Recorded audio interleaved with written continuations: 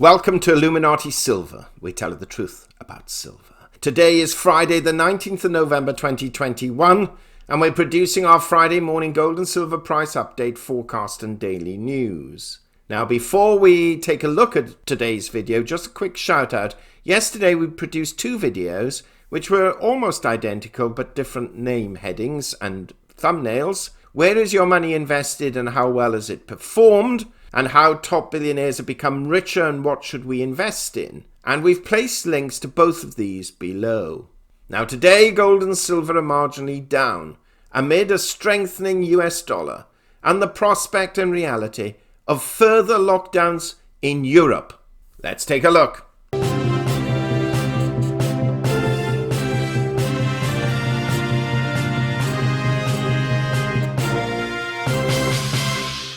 Welcome to Illuminati Silver. It's Friday the 19th of November 2021 at 10 a.m. The weather today is claggy. C-L-A-G-G-Y, claggy. There's mist everywhere and it's not pleasant at all. And today, with the United States not announcing any economic data, we're going to look at other claggy type news, which is geopolitical. And the two main headlines are to do with COVID-19 and also Europe not tightening in spite of rising inflation. Austria will enter the fourth national lockdown and impose compulsory COVID vaccinations. Germany's coronavirus crisis is getting out of control. Greece is the latest European country to restrict the unvaccinated, and it goes on and on and on. And we cannot ignore this information because these lockdowns are going to ultimately result in less spending, less production, and lower economic growth, though might prove very advantageous for Amazon yet again. Then we also have from Christine Lagarde, the president of the European Central Bank, saying the ECB must not tighten despite painful inflation. The European Central Bank should not tighten monetary policy too soon, even in the face of unwelcome and painful inflation, according to President Christine Lagarde. The bank is taking concerns about rising prices very seriously, Lagarde told the Frankfurt European Banking Congress on Friday, reiterating that she doesn't envisage an increase in interest rates next year. Now, immediately you know what this is going to do. It's going to lower the value of the euro against the dollar and push the dollar index yet even higher. We recognize that higher inflation squeezes people's real incomes, especially those at the bottom of the income distribution, Lagarde said. Euro area prices are surging at the fastest pace since 2008. While inflation is forecast to ease in 2022, it's likely to accelerate first on higher energy costs and supply chain snarls, factors ECB officials deem largely temporary.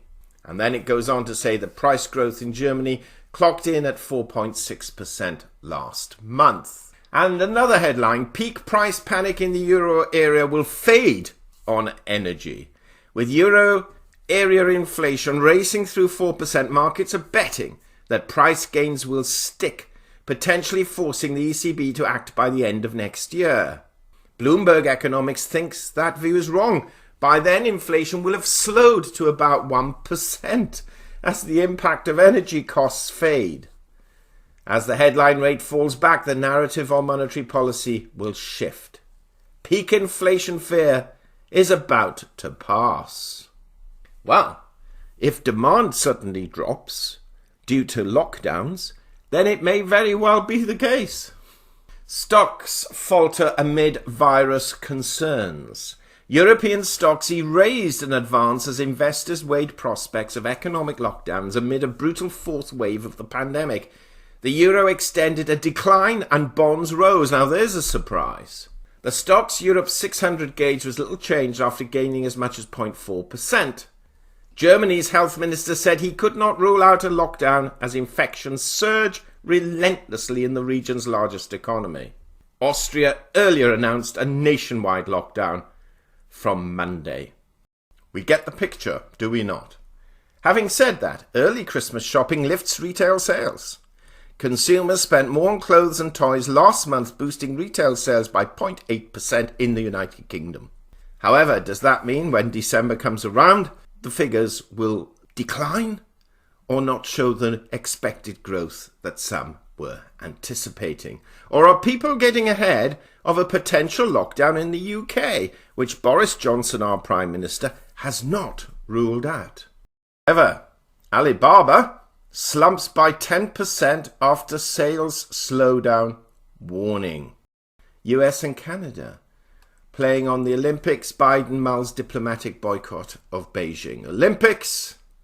Former head of the US state's vaccine rollout has been forced out of Tennessee after threats and taunts.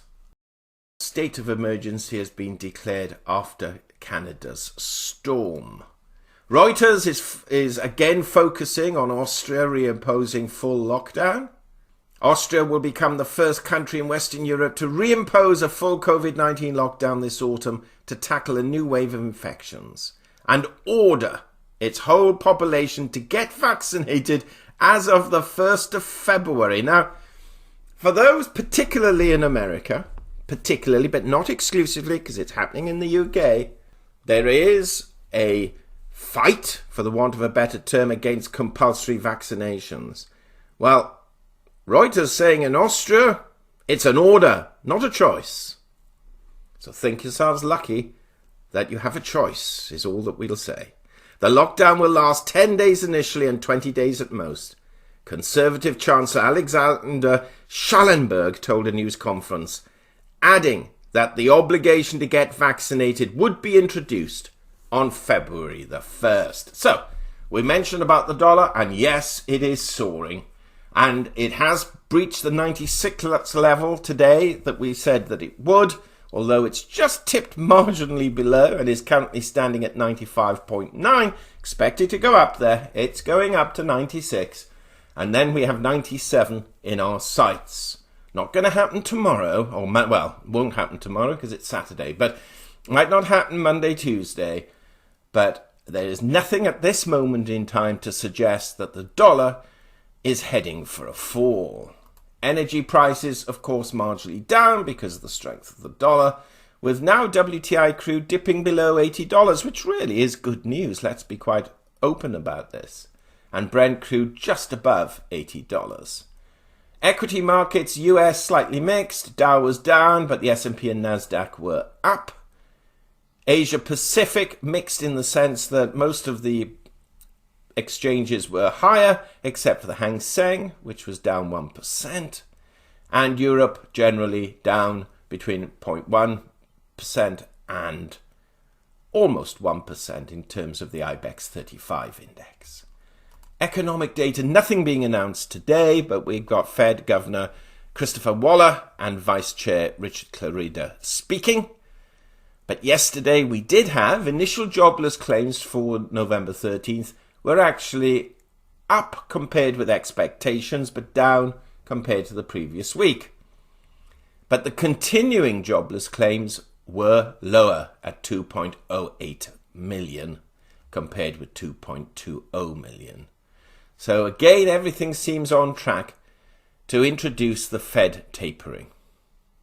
The Philadelphia Fed Manufacturing Index was considerably higher in November compared with October, 23.8 in October, 39 in November, and they were expecting a fall to 23. So that is great news from the manufacturing point of view, bad news for those thinking that maybe the Fed will be lax on its tapering. And leading economic indicators 0.9% against expectations of 0.8. What has this done for gold and silver? Well, gold has dipped, not significantly in fairness, and is currently standing at 1861. And tomorrow, of course, we have our weekly update where we'll talk about how gold has performed throughout the entire week. Silver's taken a hit, though. These lockdowns are not going to bode well for silver. And silver's down 21 cents at 24.86, breaking through that $25 level. Now, we have seen YouTube videos, people coming out saying, silver's going to the moon, buy silver, not gold. I shake my head in disbelief, and these are people who are authoritative with history in the financial markets, and I can only assume that they are either deluded or, quite frankly, are deliberately pumping their bags. Because in all honesty, if we are going to have lockdowns, that is not going to push the price of silver to the moon. Now, it could certainly hamper the production of silver and then the delivery of the physical. But in terms of then demand for products with silver and the need for industry to use silver in production, all that will be dampened too. So I'm afraid to say silver's not going to go to the moon if these lockdowns come into place, and will actually and probably underperform gold in the short term. Long term, we're bullish silver. Short term now with lockdowns, afraid not. Cryptocurrency is also taking a bit of a hit, with Bitcoin now down to $56,882. So it's down 4%. And the overall market, though, still holding quite strongly at $2.5 trillion capitalization. As mentioned, tomorrow we have our weekly update.